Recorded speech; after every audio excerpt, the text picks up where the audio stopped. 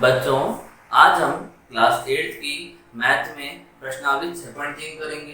प्रश्नावली 6.3 क्या है? वर्गमूल निकालना। अभी तक हमने प्रश्नावली 6.1 और 6.2 में वर्ग निकालना सीखा है। अब आ रहा है हमारे वर्गमूल। 6.3 प्रश्नावली शुरू करने से पहले वर्गमूल के बारे में जानिए। वर्गमूल को इस चिन्ह से दर्शाया जाता है। ये चिन्ह जो है वर्गमूल का चिन्ह है। वर्गमूल निकालने के दो तरीके हैं। हम प्रश्नावली 6.3 में अभाज्य गुणनखंड विधि द्वारा वर्गमूल निकालेंगे।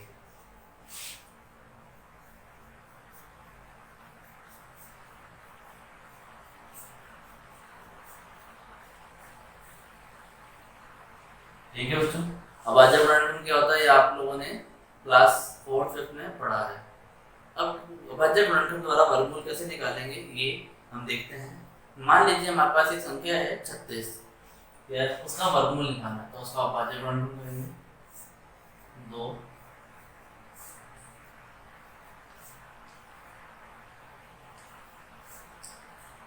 ये 36 का अभाज्य गुणनखंड होगा 2 × 2 × 3 × 3। ठीक है, तो अब यहाँ पे वर्गमूल किस प्रकार निकलेगा कि जब अभाज्य गुणनखंड करते हैं तो हमारे पास जो अभाज्य गुणनखंड आते हैं, गुणनखंड जो आते हैं उसका हम समूह बनाएंगे। क्या करेंगे? समूह बनाएंगे। समान संख्याओं का समूह बनेगा। इसमें जो भी समूह बनेगा वो समान संख्याओं का, यानी 2 2 का बनेगा और यहाँ पे 3। ऐसा नहीं करना बच्चों कि 2 × 2 × 3 × 3 लिखा है तो यहाँ पे 2 3 का समूह बना दिए। समूह जोड़ा होता है तो जोड़ों में जो समान अंक होते हैं उसका समूह बनाएंगे 2 2 अंकों का। इसे आगे लिखेंगे इस प्रकार 2 का वर्ग × 3 का वर्ग, या फिर यहाँ पे 2 × 3 का वर्ग 6 का वर्ग। तो 36 इसका वर्ग है, 6 का वर्ग है। या फिर इसको अगले लाइन में देखा सकते हैं वर्गमूल, वर्गमूल का चिन्ह, इसके अंदर 36 बराबर 6। देखो बच्चों कैसे करा, ये जो 6 के ऊपर वर्ग था उसको हटाया तो 36 के ऊपर वर्गमूल लग जाएगा और वो 6 के बराबर होगा। वर्गमूल 36 किसके बराबर है? 6 के बराबर। अब इसका काम क्या आता है? इसका काम ये होता है कि हम याद कर सकते हैं कि कोई संख्या हमारे पास जो दी गई है वह पूर्ण वर्ग संख्या है या नहीं। अगर पूर्ण वर्ग संख्या होगी तो जितने भी गुणनखंड होंगे वो समूह में आएंगे। अगर पूर्ण वर्ग संख्या नहीं होगी तो गुणनखंड में नहीं आएंगे। जैसे मैं आपको एक संख्या लेता हूं,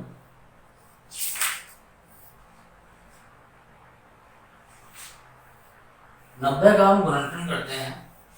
जानते हैं कि क्या 90 एक पूर्ण वर्ग संख्या है या नहीं।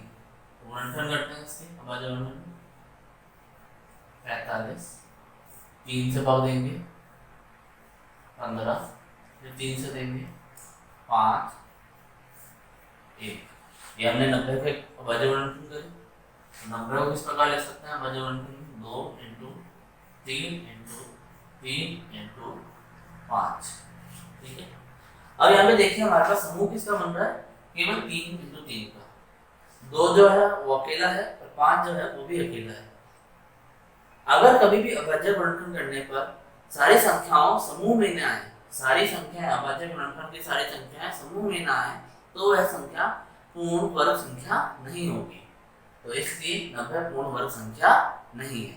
वहीं 36 पूर्ण वर्ग संख्या क्यों है? क्योंकि 36 के जो अभाज्य गुणनखंड थे 2 × 2 × 3 × 3 वो सारी संख्याएं समूह में आ रही थी।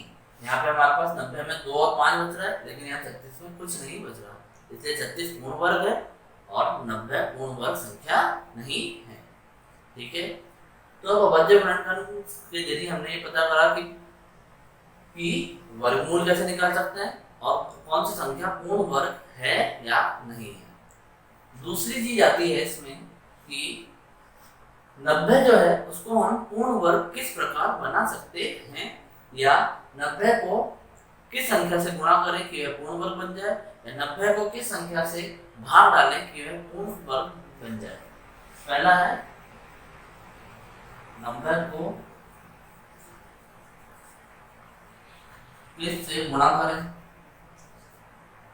और 90 में किसका भाग डालें।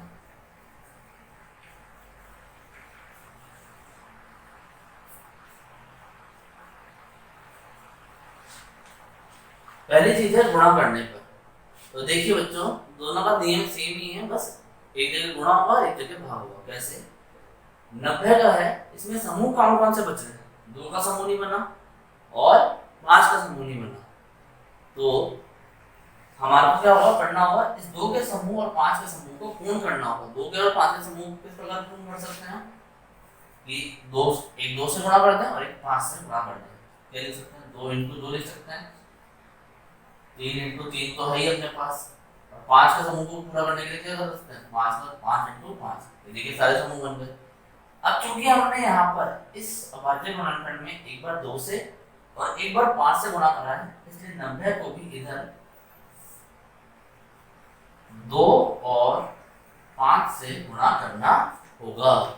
बराबर का मतलब क्या होता है कि हम जिस चीज से इधर गुणा कर रहे हैं उसी चीज से इधर गुणा करेंगे, जिस चीज में इधर भाग डाल रहे हैं उसी चीज से इधर भाग डालेंगे, यही होता है।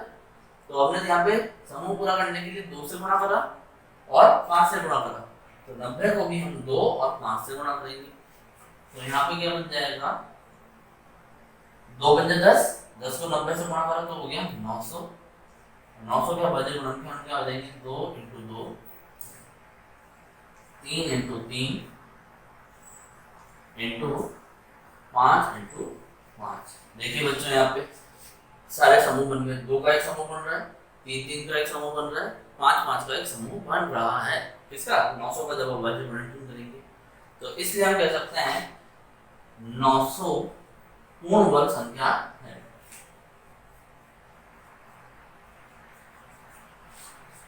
900 क्या है? पूर्ण वर्ग संख्या है, जबकि 90 पूर्ण वर्ग संख्या नहीं है। तो यानी 90 को हमने किससे गुणा करा? 2 और 5 से। 90 को किससे? तो ये देखिए यहाँ लिखा हुआ है 90 को किससे? 2 और 5 से, यानी 10 से गुणा करा, तो वह पूर्ण वर्ग संख्या क्या बनी? 900 बनी। ठीक है, 90 को जब 10 से गुणा करेंगे, 2 × 5 से गुणा करेंगे तो 900 बनी, जो एक पूर्ण वर्ग संख्या है। अब हमारे को क्या देखना है कि 90 में किसका भाग डालें कि ये जो भाग डालने की संख्या आएगी वह पूर्ण वर्ग संख्या बन जाएगी। देखिए क्या करना होगा, यहाँ पे भी ये देखना होगा। अब भाग डालने की है, ये तो गुणा का था, भाग डालने का देखिए 90 में हमें भाग डालना है, तो जो जो समूह हमारे पास बच रहे हैं उसका हम भाग डालेंगे। यहाँ पे क्या बच रहा है? 2, और यहाँ पे भी 2 और 5 बच रहे हैं, तो अब पूरे में हम 2 और 5 का भाग डाल देंगे। तो क्या करेंगे, 90 2 × 5 का भाग डाला, और यहाँ पे क्या है 2 × 3 × 5 है, इसमें भी 2 और 5 का भाग डालेंगे। तो 90 में जब 2 बचे 10 का भाग डालेंगे तो 9 बचेगा, और यहाँ से 2 से 2 कट गया, 5 से 5 कट गया, बचा क्या? 3 × 3। क्या बचा? 3 × 3। देखिए एक समूह है, यहाँ पे और कोई समूह नहीं है। तो 90 में हमने किसका भाग डाला? 10 का भाग डाला, 2 × 5 से भाग डाला, तब यह पूर्ण वर्ग बन गया। इसका भाग डालेंगे 2 × 5 यानी 10 का भाग डालेंगे, तो पूर्ण वर्ग क्या बनेगा? 9। गुणा करने पर अभी देखिए ध्यान रखना है, क्या ध्यान रखना है, जब हम किसी भी जो एक संख्या से देखिए वह पूर्ण वर्ग नहीं है, अगर हम उसे किसी से गुणा करते हैं तो उस संख्या से बड़ी संख्या बनेगी। 90 का क्या बना? 900। 10 गुना ही नहीं होगा बच्चों, कितना भी गुना हो सकता है, वह एक बड़ी संख्या बनेगी जो कि हमारे को संख्या दे रखी है। वहीं यदि हमारे को भाग डालना हो तो वह भाग डालने पर हमारे को पूर्ण वर्ग संख्या जो प्राप्त होगी वह दी गई संख्या से छोटी संख्या होगी।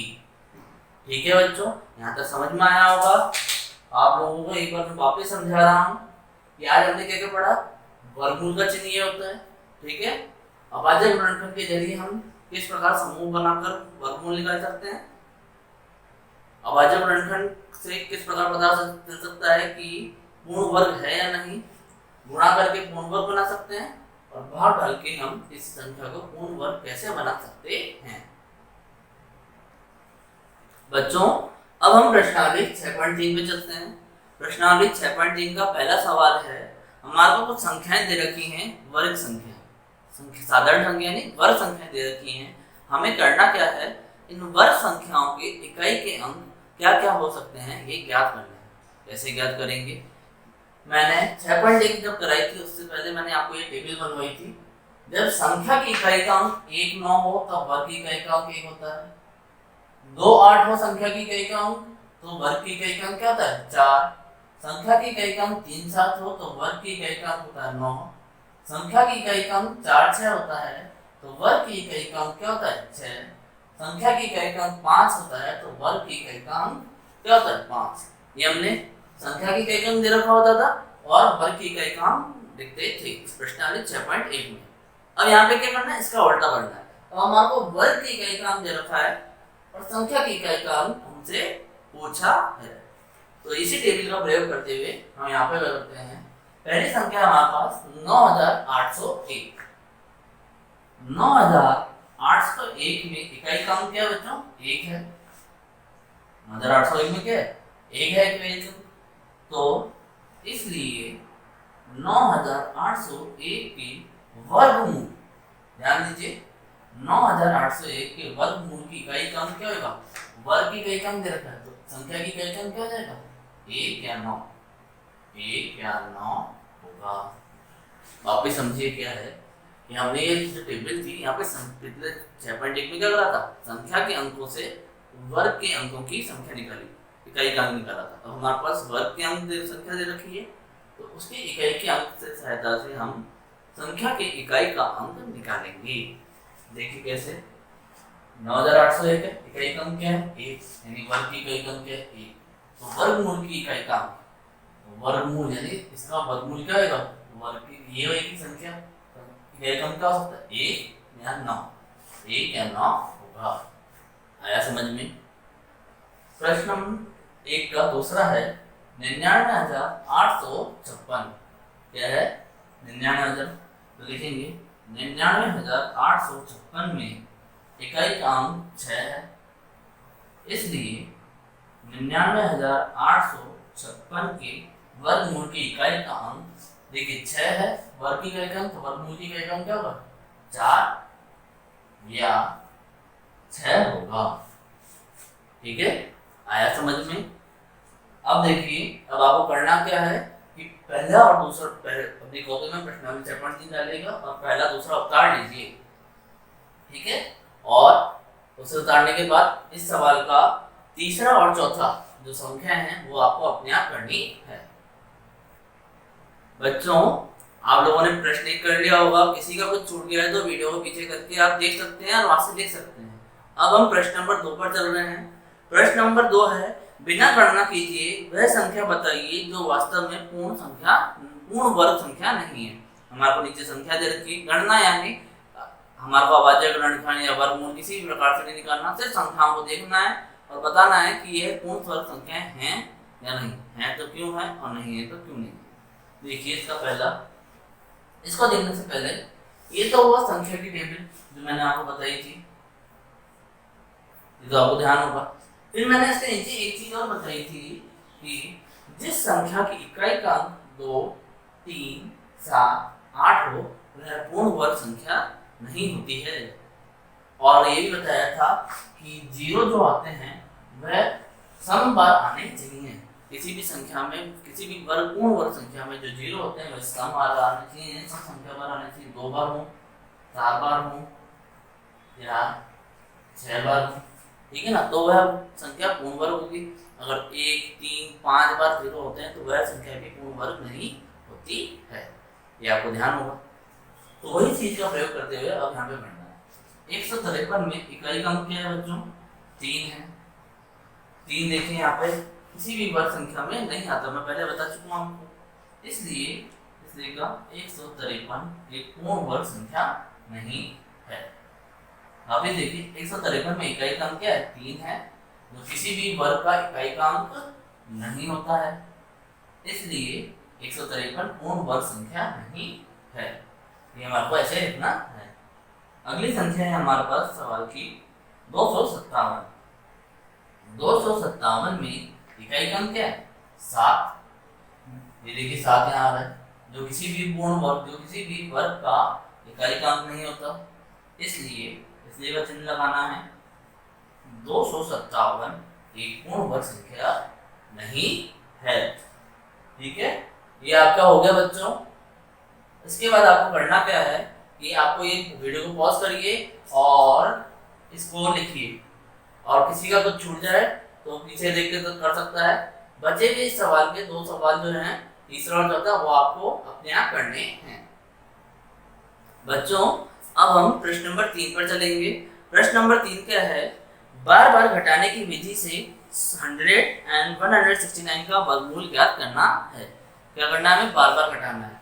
मैंने आपको जब प्रश्नावली 6.1 कराई थी उसमें आपको बताया था कि विषम संख्याओं की सहायता से हम वर्गों को लिख सकते हैं।